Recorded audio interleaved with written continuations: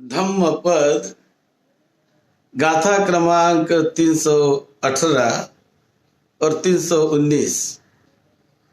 ये धम्मपद की दो गाथाएं तथागत भगवान बुद्ध ने श्रावस्ती के जेतवन विहार में रहते समय कुछ बालकों को और उनके माता पिता को उद्देश्य करके ये दो बड़े महत्वपूर्ण गाथा की देशना तथागत बुद्ध ने की है। अवज्जं वजमतिनो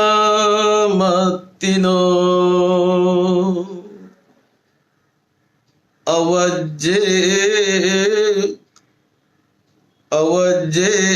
वज्जमतिनो वज्जे चावज्जदस्सिनो मिच्छादिठ्ठी समादाना सत्ता गच्छन्ति दुर्गतिं। दूसरी गाथा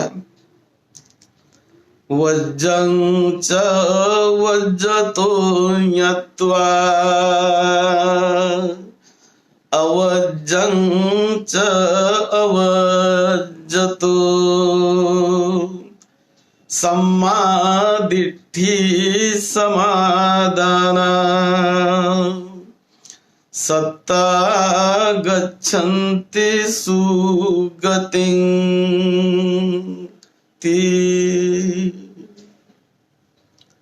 ये 318 क्रमांक की गाथा और 319 आज दिनांक 9 दिसंबर 2020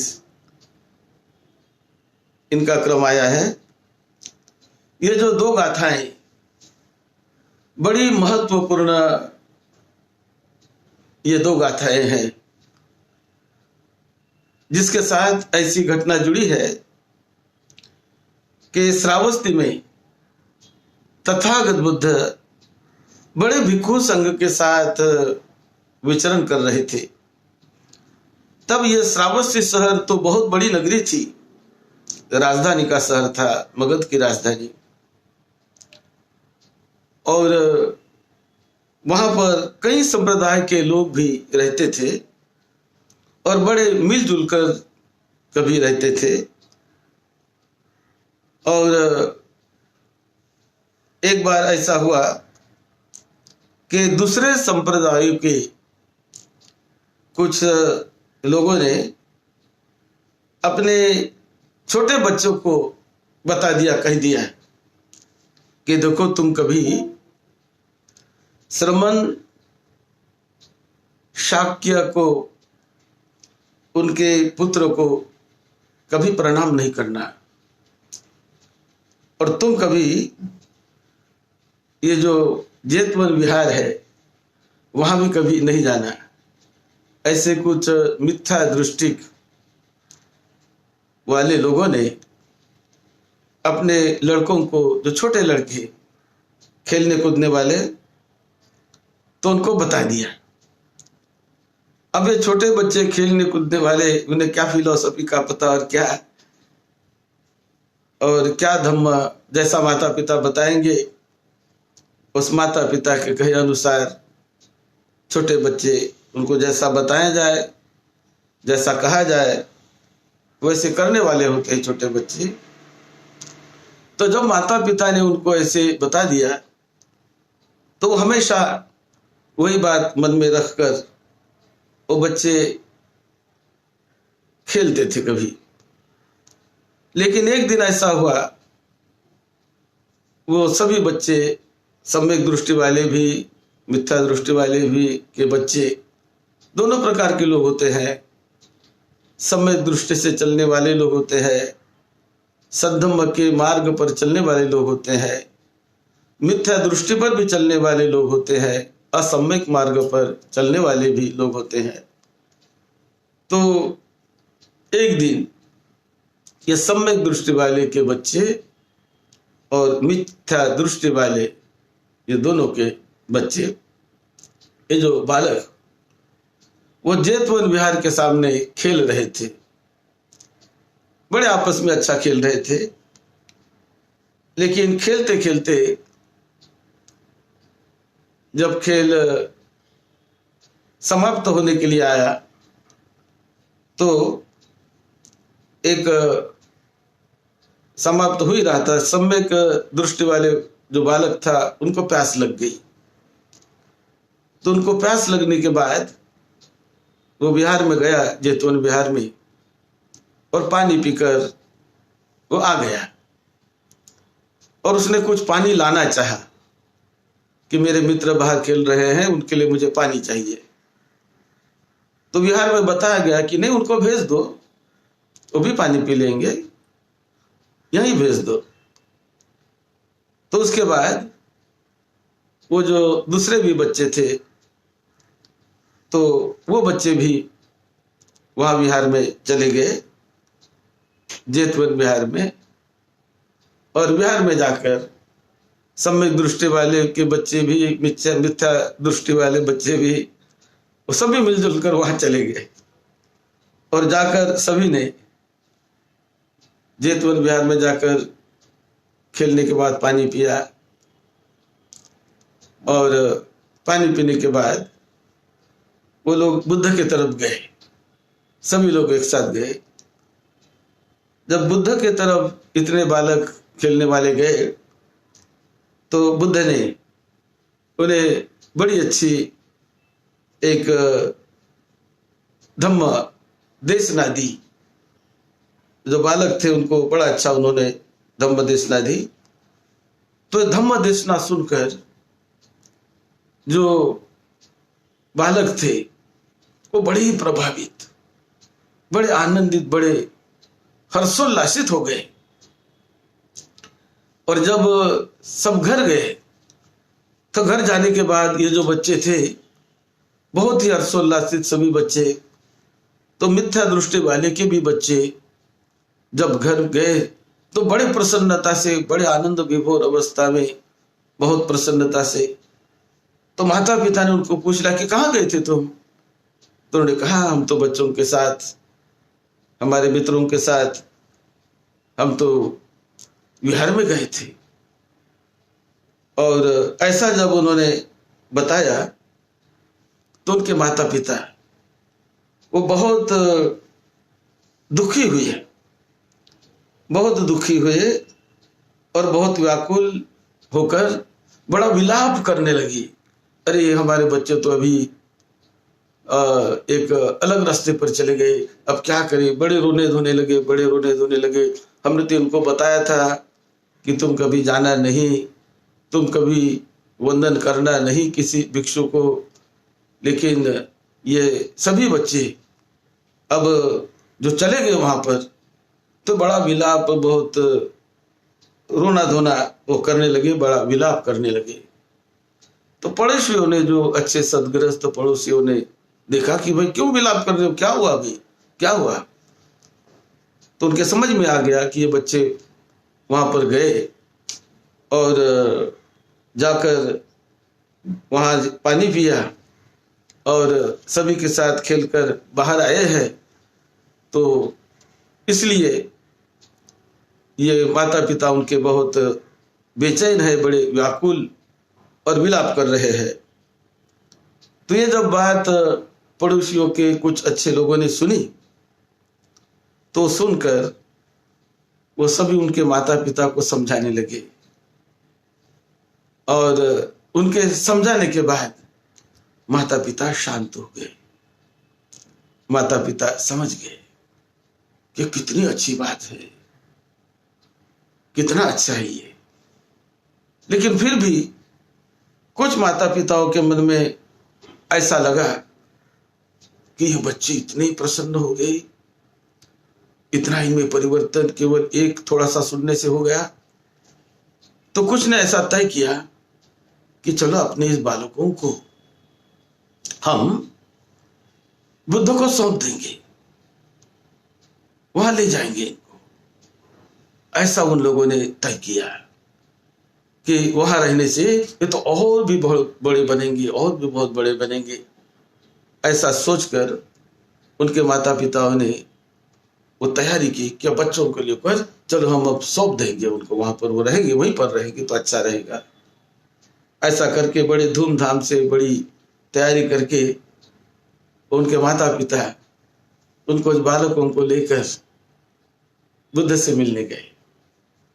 और जब इतनी संख्या में लोग गए तो बुद्ध ने उन्हें देखकर बुद्ध बड़े प्रसन्न हुए और उनकी वो चित्त की अवस्था देखकर, मन की अवस्था देखकर बुद्ध ने उन सभी जितने लोग आए थे, माता पिता भी, लड़के भी, उन सभी को तथागत बुद्ध ने ये धम्म देशना दी।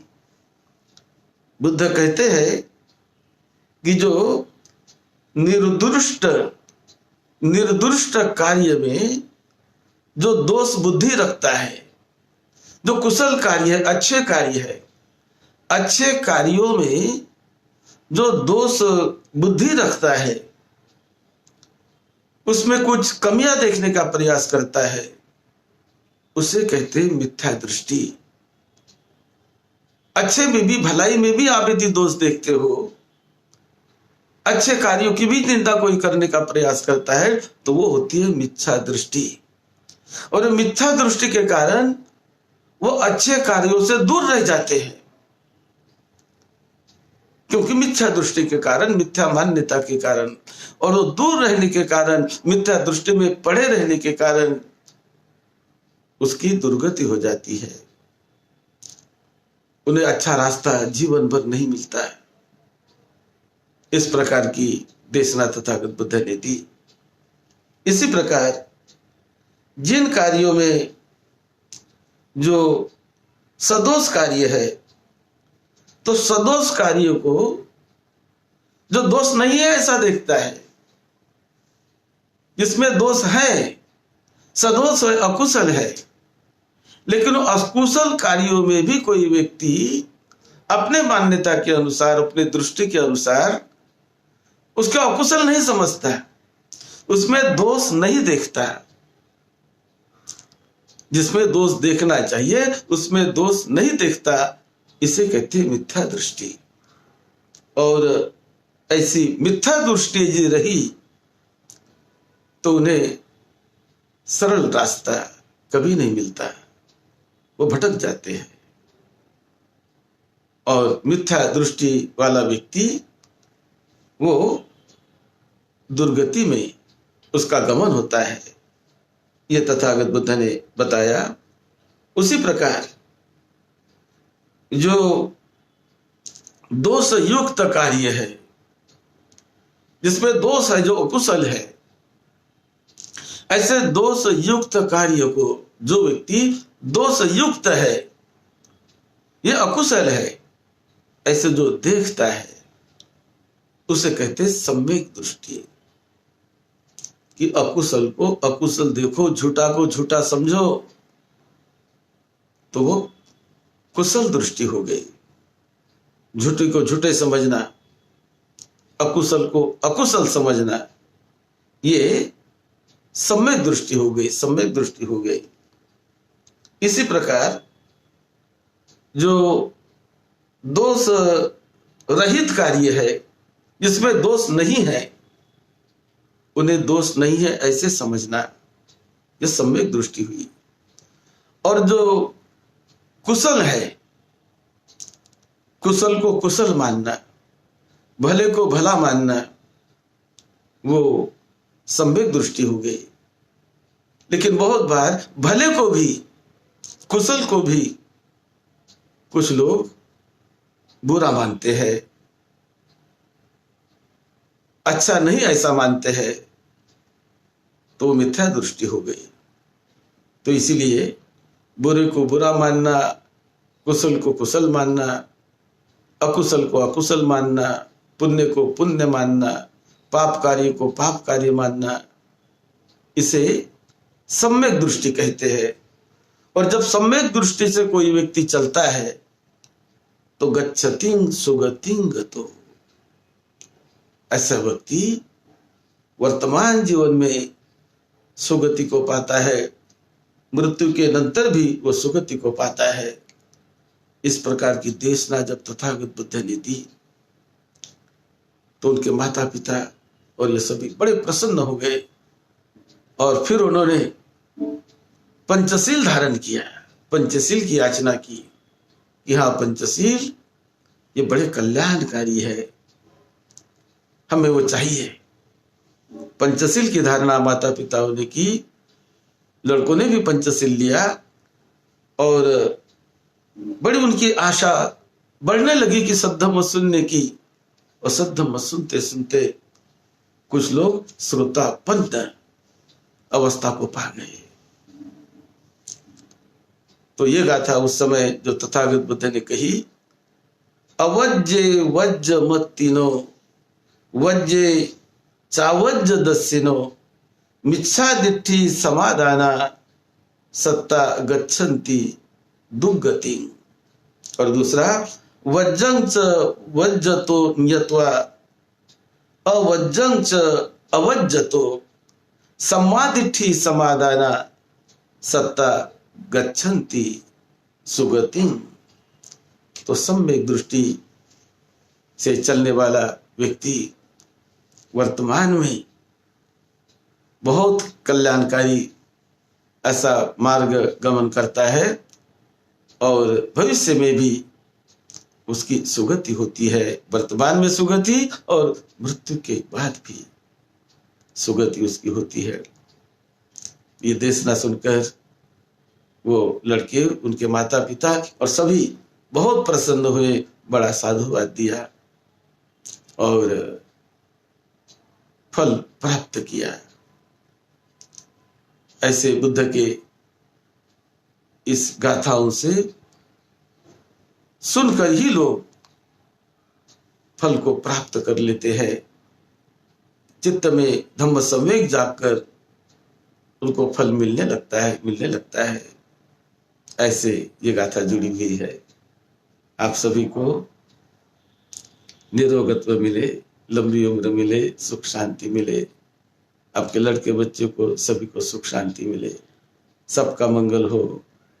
यही मंगल मैत्री के साथ सद्धम्म की सेवा में, आपकी सेवा में डॉक्टर भदंत राहुल बोधी महाथेरो। सबका मंगल हो, सबका मंगल हो।